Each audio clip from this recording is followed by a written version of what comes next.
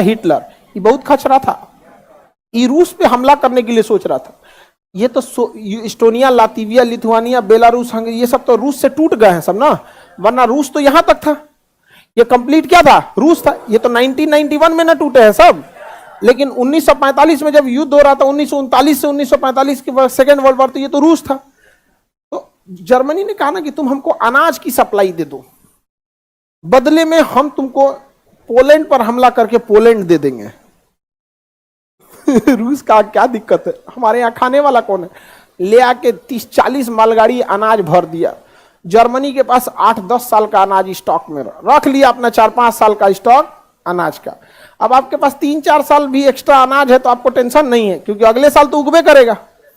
रख लिया, इसके पास हो गया अनाज। जर्मनी ने हमला कर दिया पोलैंड पर।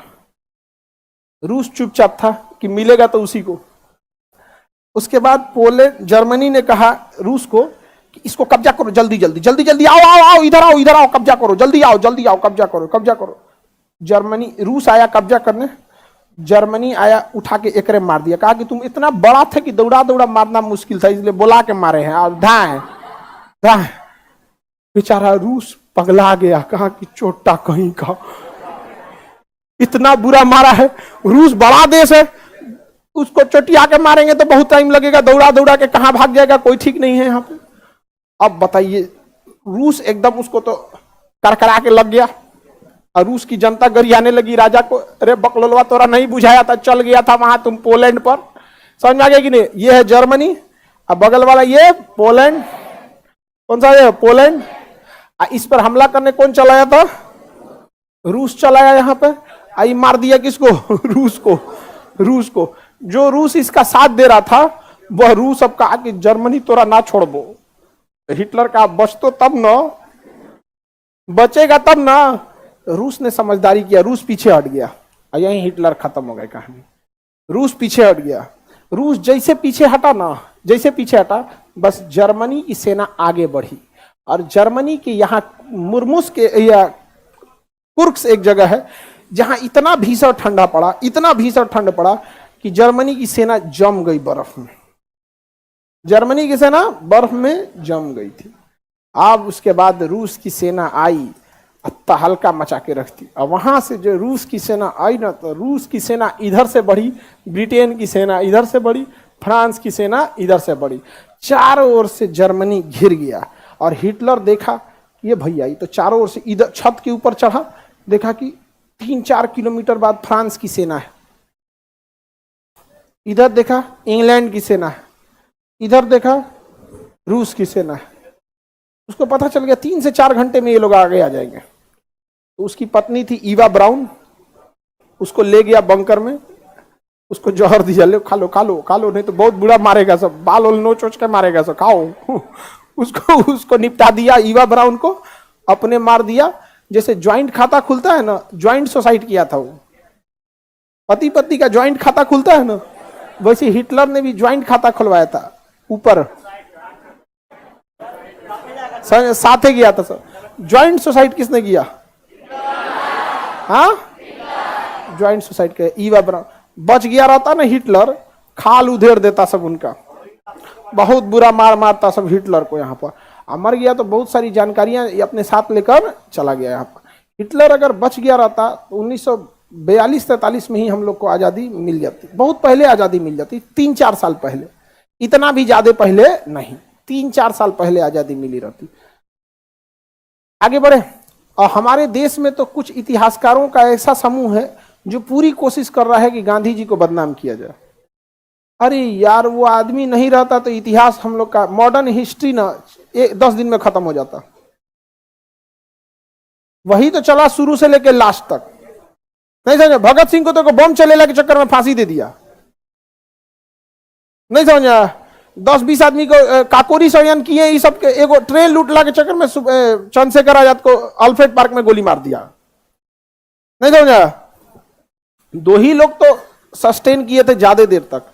एक शुरुआत से लास्ट तक थे महात्मा गांधी, और लास्ट में आए सुभाष चंद्र बोस। शुरुआत में सुभाष चंद्र बोस नहीं थे, तो लास्ट मोमेंट में आए सुभाष चंद्र बोस। समझ में आ गया कि नहीं आ गया? सरदार पटेल वगैरह तो उनका ज्यादा रोल आया आपका आजादी के बाद। आजादी के बाद वाले में। आगे बढ़े। जर्मनी कितना खचरई किया था, हिटलर रद्द हो गया, हिटलर अब हो गया ये जर्मनी मर गया, हिटलर हो गया। हिटलर की इस जर्मनी पे हिटलर की क्या हो गई, मृत्यु। आप बताइए इधर से किसकी सेना चढ़ गई थी, इधर से ऊपर से अमेरिकी वायुसेना, ऊपर से अमेरिकी वायु। तो याल्टन समझौता हुआ 1945 में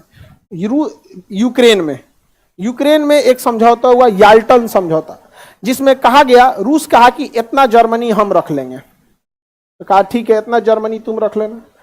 फ्रांस कह रहा है कि इतना जर्मनी हम रख लेंगे, कहा ठीक है तुम इतना जर्मनी तुम रख लेना। ब्रिटेन कह रहा है कि इतना जर्मनी हम रख लेंगे, तो कहा ठीक है इतना जर्मनी तुम रख लेना। अब आता है अमेरिका, अमेरिका कहता है ई वाला जर्मनी हम रख लेंगे। जर्मनी का प्रसादी बट गया, समझ में आ गया कि नहीं आ गया, जर्मनी का प्रसादी बांट दिया। इस सब के बावजूद, इतना सब होने के बावजूद बवाल हो गया इस बात को लेके कि जर्मनी की राजधानी बर्लिन भी बांटा जाए। देश तो बांट दिए, अब किसी देश का राजधानी सबसे विकसित होता है, बर्लिन भी बांटा जाए। तो रूस कह रहा है 40, बर्लिन में 200 वार्ड है, कितना वार्ड, 200 वार्ड, कह रहा 50 गो वार्ड मेरा। तो अमेरिका कहता 50 वार्ड मेरा, रूस कहता 50 गो वार्ड मेरा, ब्रिटेन का, फ्रांस, ब्रिटेन सब वार्ड मेंबर तक बांट लिया सब। जर्मनी के लोग कह रहे थे कि हमारा क्या हो रहा है। सोचिए कितना भयानक स्थिति थी जर्मनी की। क्या आप इंडिया पाकिस्तान देखे हैं, अभी देखिए जर्मनी का हालत खराब कर दिया सब। और जर्मनी में जब ये हो गया तो देखिए ब्रिटेन, फ्रांस और अमेरिका ये एक के गोल के हैं सब, इसलिए ये सब एकवट गया सब और बहुत डेवलपमेंट इधर किया सब। और इन लोग की एक खासियत है, ये लोकतंत्र में रहते हैं। लोकतंत्र सिद्धांत से चलता है, किसी व्यक्ति के हिसाब से नहीं, जबकि तानाशाही व्यक्ति के हिसाब से चलता। ये तीनों एकवट गया तो रूस यहां दीवार चला दिया, बर्लिन की दीवार, देशों के बीच में से दीवार चला दिया, बर्लिन की दीवार। इधर के लोग ज्यादा डेवलप, इधर के लोग कम डेवलप। इधर लोकतंत्र है, इधर लोकतंत्र नहीं है। इधर वोट डाल के नेता बदल सकते हैं, उधर नेता के खिलाफ कुछ बोले तो गोलियां मार देगा। यहां तानाशाह है। अब लोग जर्मनी के उब गए कि ससुआ तू नहीं हमारा देश का तुम बंदरबाट करेगा। 1989 आते आते रूस कमजोर हो गया और फाइनली रूस तो 1999 में तो मरिए गया, लेकिन मरने से पहले कोई भी कमजोर हो जाता है। 1989 तक रूस इतना कमजोर हो गया कि बर्लिन की दीवार ढा दी गई, बर्लिन की दीवार तोड़ दी गई और पूरा बर्लिन एक हो गया, जर्मनी एक हो गया। तो जर्मनी की आजादी 1989 की,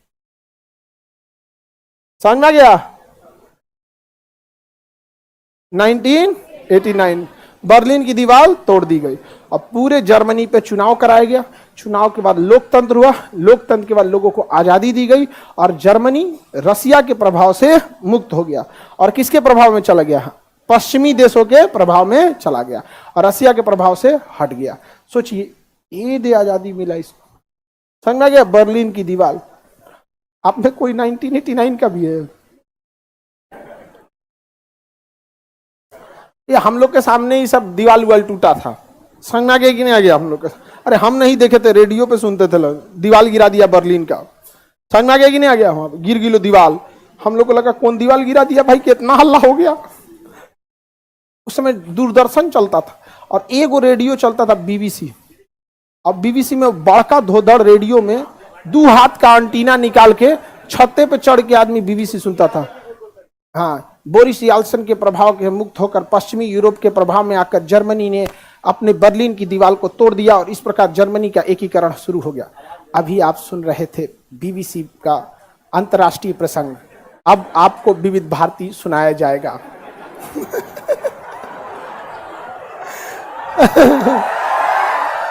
वो दौर भी गजब था। हम लोग को लगा कि सोचा कौन दीवार गिरी ले रे, इतना हल्ला हो गया दीवार गिरेला पे। जर्मनी, सोचिए बर्लिन ये आजाद हुआ है। जर्मनी कितने साल का हो रहा होगा, 32-33 साल,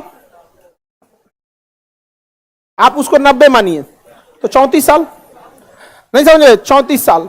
34 साल में जर्मनी कहां चला गया। आज हमारी अर्थव्यवस्था जर्मनी से टक्कर लेती है, मतलब जर्मनी कभी आगे कभी पीछे। हम लोग फ्रांस, जर्मनी, जापान तीनों की अर्थव्यवस्था एक ही लमसम में है। जर्मनी, जापान, फ्रांस और भारत इतना तेजी से डेवलप किया जर्मनी। हम लोग क्यों नहीं डेवलप कर पाए? हमारे यहां नेता बिजी है जाति या धर्म में लड़ाने में, और लड़का बिजी है आंख लड़ाने में। समझ में आ गया कि नहीं? उस ससुरा अपने बिजी है, आओ बिजी है गया देश